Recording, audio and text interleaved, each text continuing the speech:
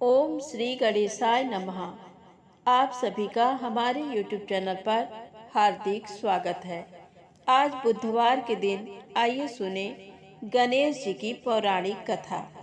आज की कथा में हम जानेंगे भगवान गणेश को तुलसी क्यों नहीं चढ़ाई जाती, साथ ही जानेंगे गणेश जी के विवाह की कथा। तो प्रेम से बोले गणेश जी महाराज की जय हो। एक बार देवी तुलसी विवाह हेतु वर ढूंढने के लिए तीर्थ यात्रा पर निकली थी और ढूंढते ढूंढते वह गंगा किनारे पहुंच गई। उस वक्त गणेश भगवान गंगा किनारे तप कर रहे थे। उन्हें देखते ही देवी तुलसी उन पर मोहित हो गई और उनके मन में गणेश भगवान से विवाह की इच्छा उत्पन्न हुई। फिर देवी तुलसी ने गणेश जी के पास जाकर उनका ध्यान भंग कर दिया। आंखें खोलने के बाद गणेश भगवान के सामने देवी तुलसी खड़ी थी, लेकिन सामने एक स्त्री है, इसलिए अपने क्रोध को नियंत्रण में रखकर गणेश भगवान ने पूछा, आप कौन है देवी और मेरा ध्यान भंग करने का क्या कारण है? जवाब में देवी तुलसी ने अपने परिचय के साथ गणेश जी से विवाह की बात कर ली।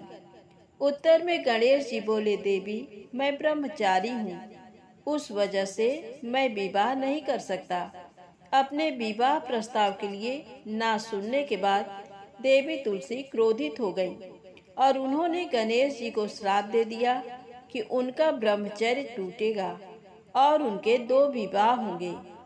इस बात पर गणेश भगवान भयंकर क्रोधित हो उठे, क्योंकि एक तो वह स्त्री है, इसीलिए ध्यान भंग करने पर भी गणेश जी ने कुछ नहीं कहा और इतनी विनम्रता से बात करने पर भी उन्हें श्राप दिया गया। फिर गणेश जी ने भी देवी तुलसी को श्राप दिया कि तुम्हारा विवाह शंखचूर्ण नाम के असुर के साथ होगा। एक देवी होकर भी उनका विवाह एक राक्षस से होगा।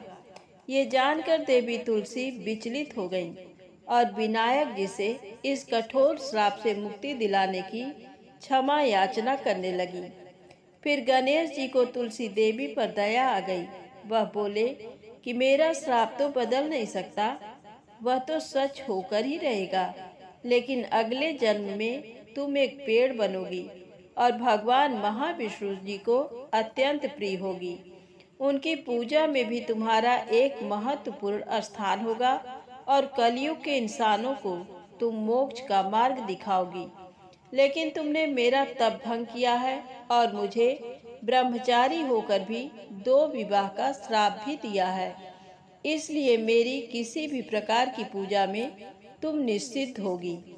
इस प्रकार देवी तुलसी गणेश भगवान की पूजा में निषिद्ध हो गई। तो प्रेम से बोले गणेश जी महाराज की जय हो।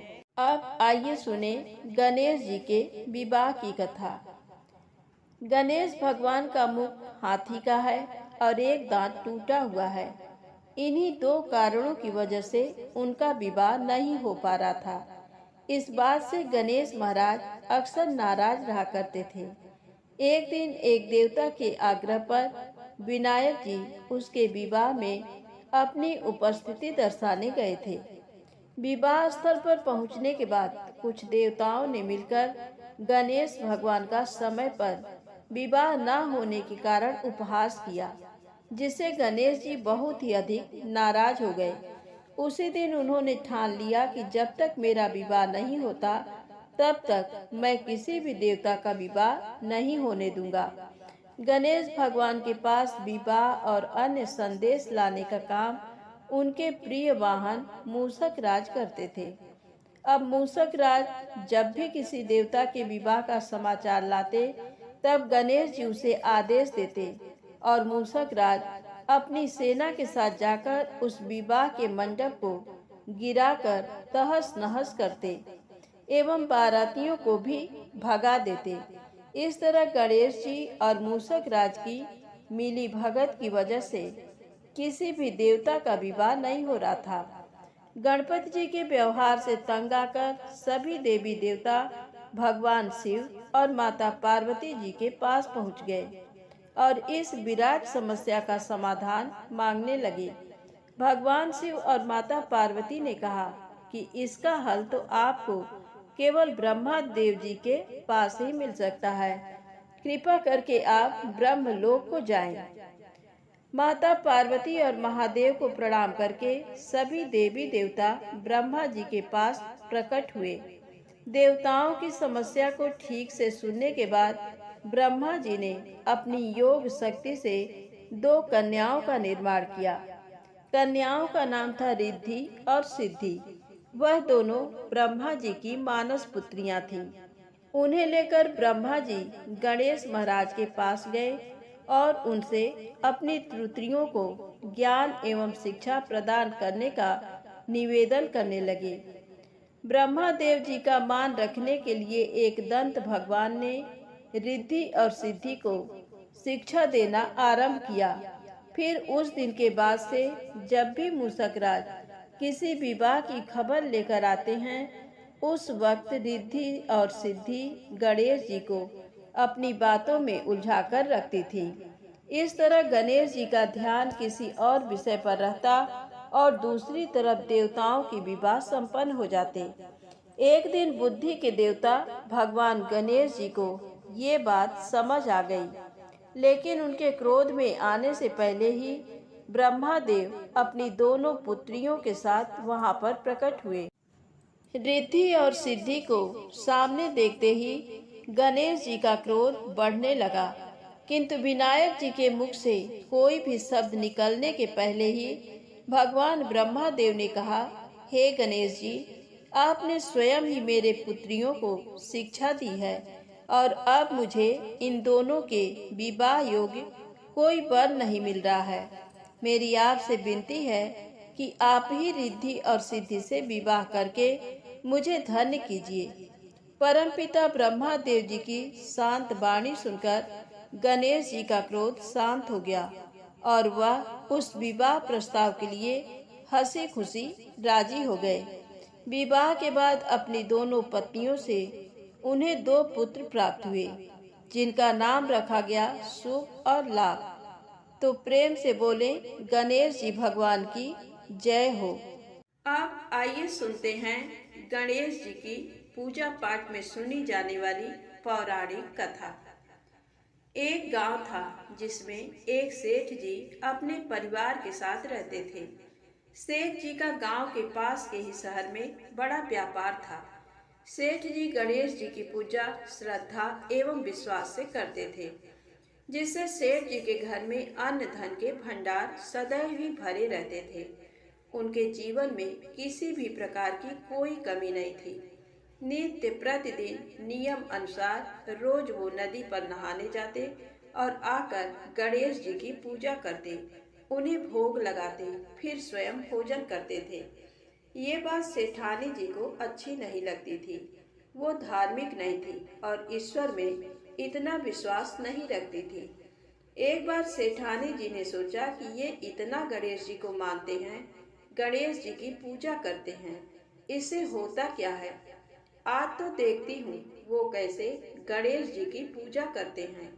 अगले दिन जब सेठ जी नदी पर नहाने जाते हैं तो सेठानी जी गणेश जी की मूर्ति को उठाकर मूर्ति को कपड़े से ढककर बगीचे में जमीन में दबा देती हैं। जब सेठ जी नदी पर से नहाकर घर आते हैं और देखते हैं कि गणेश जी की मूर्ति तो मंदिर में नहीं है, तो वो सेठानी से पूछते हैं, गणेश जी की मूर्ति मंदिर में नहीं है, कहाँ गई? तो सेठानी जी बोलती है, मुझे नहीं मालूम, मूर्ति को घर में बहुत ढूंढते हैं उस दिन, क्योंकि वो गणेश जी को भोग नहीं लगा पाए थे। इसके लिए सेठ जी ने अन्न जल का भी त्याग कर दिया और गणेश जी से प्रार्थना करने लगे कि हे प्रभु, लगता है आप मुझसे रुष्ट हो गए हो और कहीं चले गए हो। आप अपनी कृपा दृष्टि मुझ पर बरसाइए प्रभु, मुझे दर्शन दीजिए। सेठ जी ने मन ही मन सोचा कि अब से जब तक आप मुझे मिल नहीं जाते, मुझे दर्शन नहीं दे देते, तब तक मैं अन्न जल का त्याग करता हूँ। वो दिन पूरा निकल गया। रात्रि में सेठ जी की भक्ति से प्रसन्न होकर गणेश जी भगवान ने स्वप्न में भगवान एक छोटे से चूहे के साथ खेल रहे होते हैं और चूहे को खाने को लड्डू देते हैं। चूहा लड्डू लेकर बगीचे में जाता है और जमीन को खोदता है और लड्डू वहीं डाल देता है। अचानक सेठ जी की नींद खुल जाती है। सेठ जी बगीचे में जाते हैं और वहीं खोदते हैं जहां उन्होंने सपने में देखा था, और वहीं से उनको थोड़ी सी जमीन खोदने पर कपड़े में लिपटे हुए गणेश जी की मूर्ति मिलती है। सेठ जी गणेश जी की मूर्ति की पूजा करके उनको यथास्थान स्थापित करते हैं और सेठानी के पूछने पर सारा वृत्तांत उन्हें सच सच बताते हैं। बात को जानकर सेठानी जी को आश्चर्य होता है और सेठानी जी मन ही मन श्रद्धा एवं विश्वास से गणेश जी भगवान की भक्त बन जाती हैं और सेठ जी से कहती हैं कि मुझसे बड़ा भारी अपराध हो गया है। अब हम दोनों पति पत्नी प्रेम सहित गणेश जी भगवान की आराधना करेंगे एवं उनकी पूजा में कभी कोई कमी नहीं आने देंगे। ये सुनकर सेठ जी अत्यधिक प्रसन्न हो जाते हैं और दोनों पति पत्नी गणेश जी भगवान को धन्यवाद करते हैं। अपनी अनुकंपा सेठ सेठानी के समान ही हम सभी पर बनाए रखना। कहानी सुनने वालों पर भी, कहानी कहने वालों पर भी सभी मनोकामनाएं पूर्ण करना। प्रेम से बोलो गणेश जी महाराज की जय हो। अब आइए सुनते हैं गणेश जी की पौराणिक कथा। बहुत समय पहले की बात है। एक दिन गणेश जी धरती पर सैर कर रहे थे। सैर करते करते वह एक अनाज के खेत में पहुंच गए और भूख लगने के कारण उन्होंने उस खेत में से 12 अनाज के दाने तोड़कर खा लिए। वह खेत सेठ धनी राम जी का था।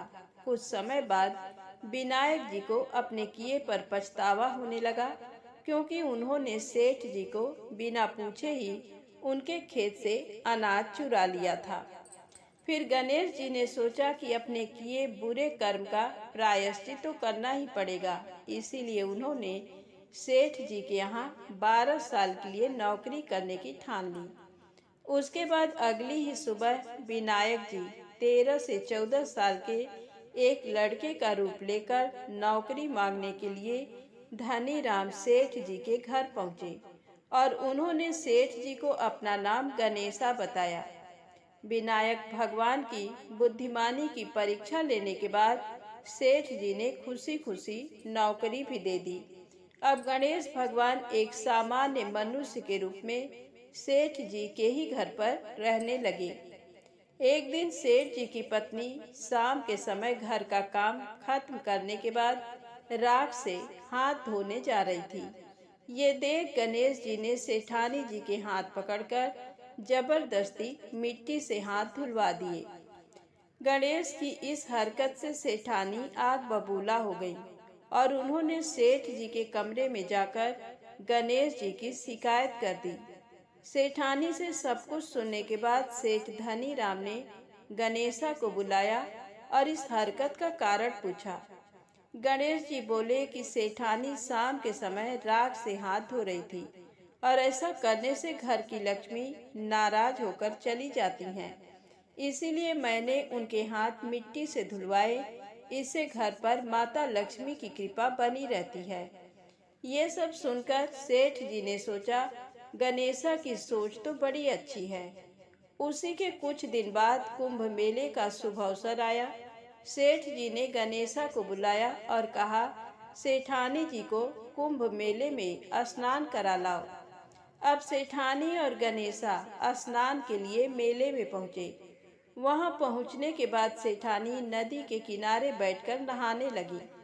उन्हें ऐसा करते देख गणेशा दौड़ कर आए और सेठानी जी के दोनों हाथ पकड़कर उन्हें नदी के अंदर लेकर गए।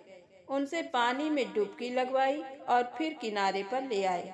अब गणेशा की इस हरकत से तो सेठानी का गुस्सा 7वें आसमान पर पहुंच गया। सेठानी जी घर आते आते पूरे रास्ते गणेशा को ताने पर ताने मार रही थी, लेकिन गणेश भगवान सब कुछ शांति से सुन रहे थे। घर आते ही सेठानी ने सेठ जी के पास फिर से गणेशा की शिकायत कर दी। सेठ जी ने तुरंत ही गणेशा को बुलाया और पूछा, तुमने ऐसा क्यों किया? गणेश जी बोले, सेठ जी, सेठानी नदी के किनारे बैठकर गंदे पानी से नहा रही थी। मैंने इनको बीच नदी में ले जाकर साफ पानी में डुबकी लगवाई। ऐसा करने से उन्हें अगले जन्म में बहुत बड़ा राजपाट और वैभव मिलेगा। सेठ जी ने सोचा कि गणेशा के विचार कितने अच्छे हैं, मेरे परिवार का भला सोचता है। कुछ दिन बाद सेठ जी के घर पर पूजा थी। पंडित जी आने के बाद सेठ जी ने गणेशा से कहा, जाओ और सेठानी जी को बुला कर लाओ। सेठ जी के आज्ञानुसार गणेश जी सेठानी को बुलाने गए। उस वक्त सेठानी काली चुनरी ओढ़कर कमरे से बाहर आ रही थी।